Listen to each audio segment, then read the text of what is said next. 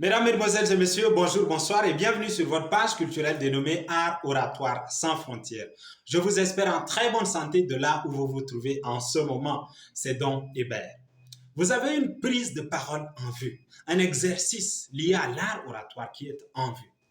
Et en tant qu'orateur, en tant qu'oratrice, vous connaissez à peu près votre sujet d'intervention.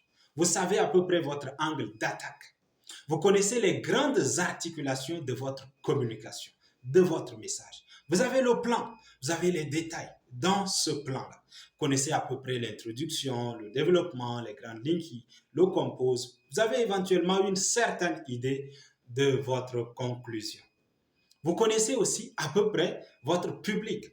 De qui sera-t-il composé? De quoi sera-t-il composé? Vous savez si vous allez vous asseoir pour lui parler, si vous allez vous tenir debout derrière un pupitre.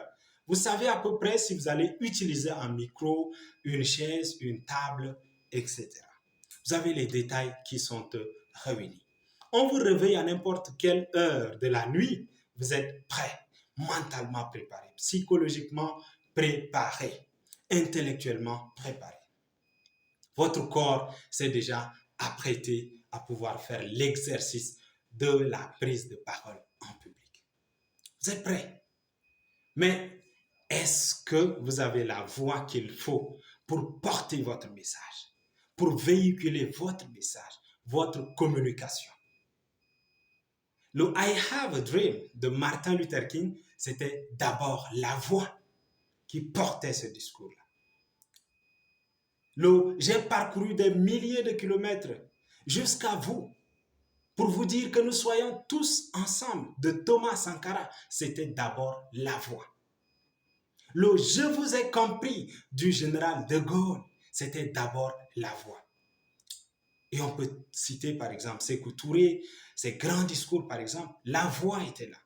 Quelle est votre voix à vous? La voix qui va porter votre message jusqu'à ce public-là. Vous devez connaître votre voix. Est-ce qu'elle est rock? Est-ce qu'elle est basse? Est-ce qu'elle est aiguë, fine? Comment est-ce que vous la travaillez jusqu'à ce que le jour J arrive pour que vous puissiez vous puissiez être à l'aise pour véhiculer votre message, véhiculer votre communication.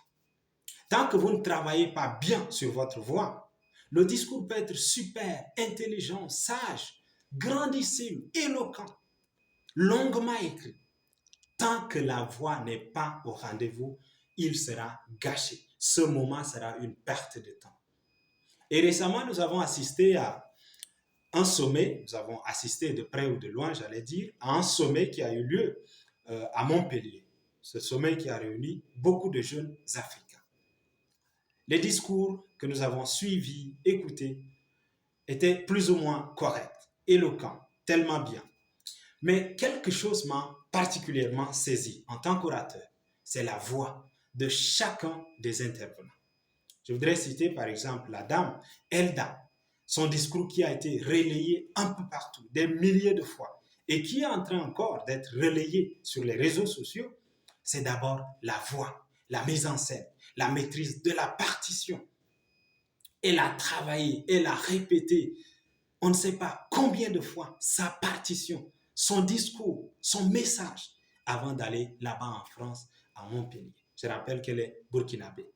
Et c'est la voix qui charme, qui émeut, qui arrache une sensibilité, une émotion, un sourire.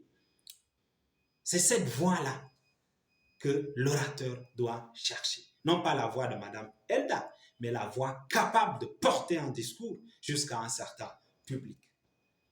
La voix doit être adaptée à la taille de votre public.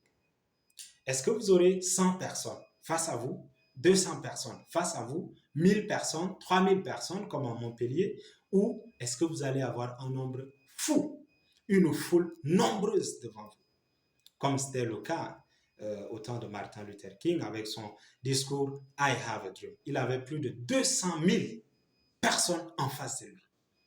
La voix, c'est capital, c'est fondamental.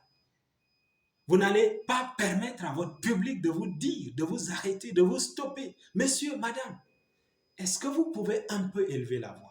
Un orateur ne doit pas tomber dans ce piège, dans cette erreur, dans cette faute. Maîtrisez votre voix, connaissez-la, travaillez-la. C'est important. Chaque discours doit avoir une certaine voix, une certaine tonalité, une certaine intonation.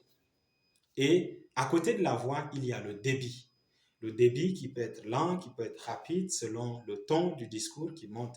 On ne commence pas un discours de la même manière jusqu'à la fin. Les ponctuations, les moments de silence, les moments d'interjection, d'objection de soi-même, c'est fondamental. Prenez un peu de citron avant votre prise de parole en public. Prenez peut-être un verre d'eau avant votre prise de parole en public. Respirez au moins 3 fois à fond avant votre prise de parole en public. Relaxez-vous, relaxez votre corps. Et la voix doit porter votre discours. C'est en 2 fois, c'est fondamental. Je vous aime tellement, c'est Don Hébert, cette vidéo est pour vous. N'oubliez pas de la relayer, de la partager avec votre entourage et n'hésitez surtout pas de laisser un petit commentaire en signe de témoignage ou d'expérience. Voilà, que Dieu vous bénisse.